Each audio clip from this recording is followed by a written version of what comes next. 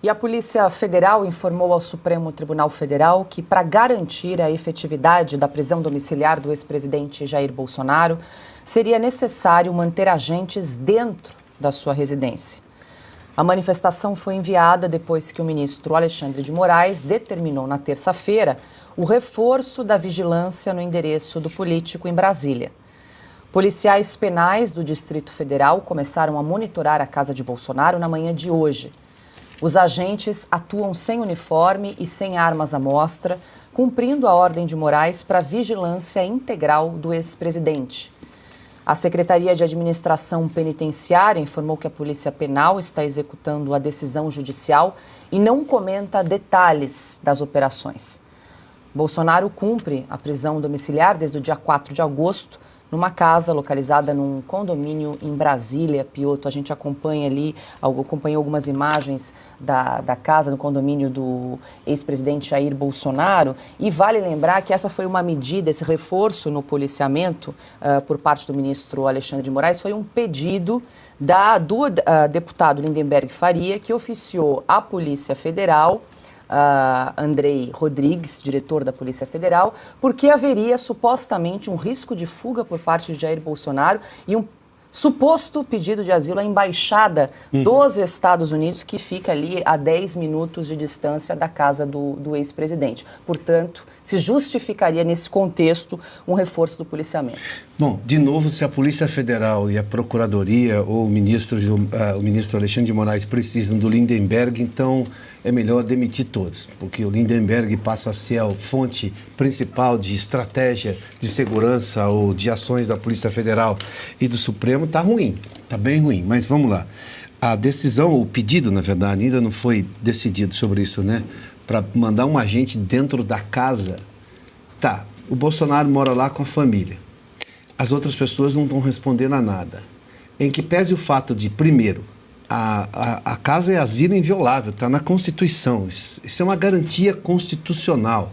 A condição para você invadir a casa de alguém em que você não vai ser punido é por ordem judicial e precisa de condições especiais para isso, como, por exemplo, mandado para executar uma prisão e tudo mais durante o dia ou em caso de socorro, uma emergência. Tudo bem, ninguém vai ser punido por isso. Não me parece o caso. Ele já está com todas as cautelares, ele não pode sair de casa, não tem passaporte, não pode falar ao telefone. Ou seja, ele tem todo um compromisso, não houve nenhuma quebra dessas condições todas até agora que justifiquem, digamos, o agravamento de medidas por parte da Justiça, especialmente essa segurança maior, onde já há agentes, como a Paula trouxe aqui, agentes, digamos, abre aspas, à paisana, e agora vem o delegado da Polícia Federal e pede para um agente ficar dentro da casa.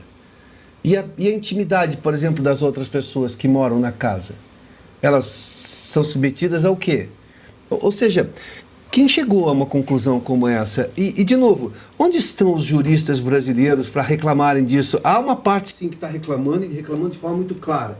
Mas e os juristas de esquerda? Porque eles podem ser de esquerda, mas antes eles são juristas, eles devem defender a lei. Eles concordam com isso? As escolas de direito não vão se manifestar?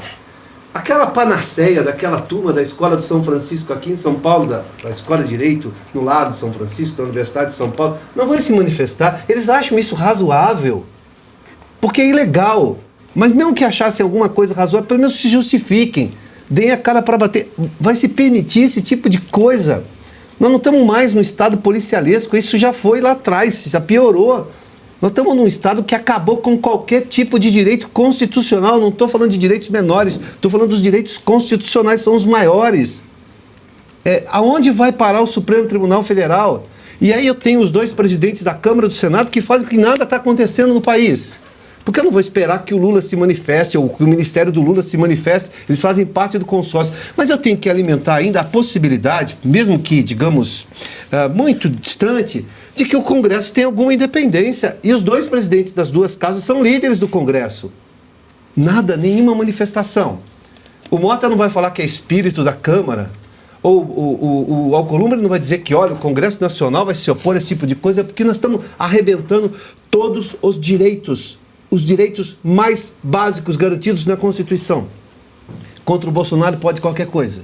É esse o país que vocês acham que vai dar certo? segura isso depois. Não, só piora. E vai piorar para todo mundo. Mas não, essa gente é muito hipócrita, porque não dá. Isso qualquer pessoa que saiba ler entende que isso é uma garantia constitucional. Está na Constituição, o texto é claro, você não precisa de um jurista para esclarecer isso para você. Não, é texto básico. Até o Mota e o Alcolumbre conseguem entender aquilo. Por que não defendem a Constituição? Bom, essa é a resposta que a gente está esperando deles há muito tempo. Por que esses juristas todos ficam silentes? Porque parte da imprensa não vê nenhum problema nisso? Bom, aí começa a contagem da hipocrisia. Qual o nível de hipocrisia que eles estão agora? Porque também essa hipocrisia não é de hoje. De novo, meu Deus do céu, nós estamos falando de direitos básicos fundamentais. E aí chama atenção, Segre, porque além de todas essas restrições que o Piotto chamou atenção, o ex-presidente ainda faz uso da tornozeleira eletrônica. Sim. Mas, segundo a Polícia Federal, é um equipamento que é passível de falha. E aí, por isso que eles justificariam um policial dentro da casa do ex-presidente Jair Bolsonaro. Eu vou trazer só um trecho do que disse o diretor-geral, Andrei Rodrigues, para fazer esse pedido para oficiar o ministro Alexandre de Moraes. Aspas, dessa forma, havendo em tese intenção de fuga, necessário o acompanhamento in loco e em tempo integral das atividades do custodiado e do fluxo de veículos na residência e de vizinhos próximos, únicas medidas hábeis a minimizar de forma razoavelmente satisfatória tais riscos, fecho aspas, para um trecho desse ofício assinado pelo diretor da Polícia Federal. Paulo, só faltaria colocar uma tag de rastreamento no bolo de Bolsonaro, para que ele engula e aí vão acompanhando tudo até, obviamente, depois a natureza fazer a sua parte. Mas eu gostaria de lembrar, nós estamos, 17 de março de 2014 é quando começa a Lava Jato. A primeira denúncia da Lava Jato foi 17 de março de 2014. Em 2016, e me permito ler para não errar em nada, auge da Operação Lava Jato, já tinha delações, a situação judicial do Lula era complexa. Dia 10 de março de 2016, uma reportagem da revista Veja revelam que a defesa do Lula chegou a montar um plano secreto para solicitar asilo na Itália, com direito a um salvo-conduto para chegar no aeroporto. A mesma revista Veja, 30 de julho de 2020, Reinaldo Azevedo, o outro, afirmou que Lula tinha um plano para pedir asilo na Itália. Dia 5 de fevereiro de 2018, Gazeta do Povo, Lula pode pedir asilo em outro país para evitar a prisão. Jornal Jurídico, 21 de setembro de 2016, cogita a possibilidade de que Lula peça asilo político em Cuba. E aí vai. E naquele momento, a Polícia Federal fazia o quê?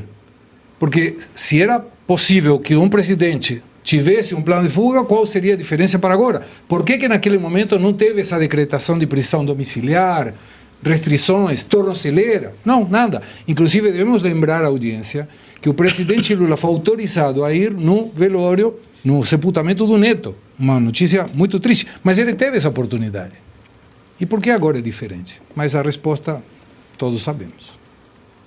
Cláudio, antes de te ouvir, deixa eu trazer o que disse a ex-primeira-dama, Michele Bolsonaro, que publicou nas redes sociais. Ela disse que tem enfrentado, então, um desafio grande para resistir à perseguição e suportar as humilhações. A declaração foi feita horas depois do ministro Moraes determinar um monitoramento integral pela Polícia Penal nas imediações da casa do ex-presidente Jair Bolsonaro. A gente exibe aí a mensagem de Michele Bolsonaro, Cauti. Não, mas assim, como que a população brasileira vai entender que a Polícia Federal deve se instalar dentro da casa do ex-presidente Jair Bolsonaro, que, lembramos, não tem nenhuma condenação, não tem nenhuma prova contundente que possa levar a uma atuação como essa? E, por outro lado, poucas horas atrás, um homem com 200 quilos de cocaína foi libertado porque não era um perigo para a sociedade, não tinha nenhum problema, era uma menor quantia, né, uma quantia menor. Algumas semanas atrás, um outro homem no Rio de Janeiro com 86 passagens pela polícia foi libertado também, sequer deram tornozeleira eletrônica para ele, 86 passagens pela polícia. Por quê? Porque não se pode fazer exercício de futurologia, escreveu o juiz na motivação. A gente poderia citar inúmeros outros casos. Agora, temos criminosos, violentos, perigosos, contumazes, com dezenas de passagens pela polícia, pessoas que vão voltar a delinquir soltos, sem polícia em casa, sem tornozeleira, sem nenhum tipo de controle, e não estão presos. E temos um ex-presidente da República acusado de um golpe que nunca ocorreu, com um procurador que retirou, que pediu para o arquivamento da investigação investigação. O juiz Alexandre de Moraes, de forma ilegal, continuou o processo e agora decreta que a Polícia Federal deveria estar dentro da sua casa, ou pelo menos cercar a sua casa, e eles esperam que a população brasileira, vendo isso, vai achar a justiça brasileira ainda digna de ser respeitada, ou já tão politizada que perdeu a sua função e se tornou um instrumento de poder para aniquilar um adversário político? E depois se perguntam por que o país está polarizado, né? Augusto, só para acrescentar uma informação que tem relação com esse tema, o ministro Alexandre de Moraes ampliou, então, para 5 dias o prazo para a Procuradoria-Geral da República se manifestar sobre a prisão domiciliar do ex-presidente Jair Bolsonaro. Esse prazo se encerraria hoje, quarta-feira, mas o ministro resolveu estender e esse novo prazo agora, ele se encerra um dia antes do início do julgamento do chamado Núcleo 1 da suposta trama golpista, na próxima semana, no dia 2 de setembro. É a árvore envenenada, né? É. Tudo que sai dali é fruto podre. O Sérgio Cabral, condenado a mais de 400 anos, pode ser visto pela praia. Aliás, a gente toma cuidado ali para não ser reconhecido, porque quando é reconhecido o povo reage. Esse está por aí. O Lula noivou da prisão. Era visita conjugal todo dia. A Janja entrava à vontade. Não tinha problema nenhum, depois de condenado. Cumprindo, entre aspas, a prisão, pena de prisão que foi imposta. O Bolsonaro, só falta agora eles botarem câmeras no banheiro. Sim.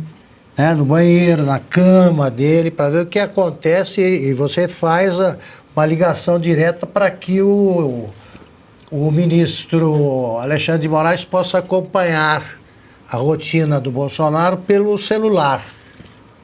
Porque é um negócio muito louco. O que acontece é mais que perseguição, é uma fixação. É doentia.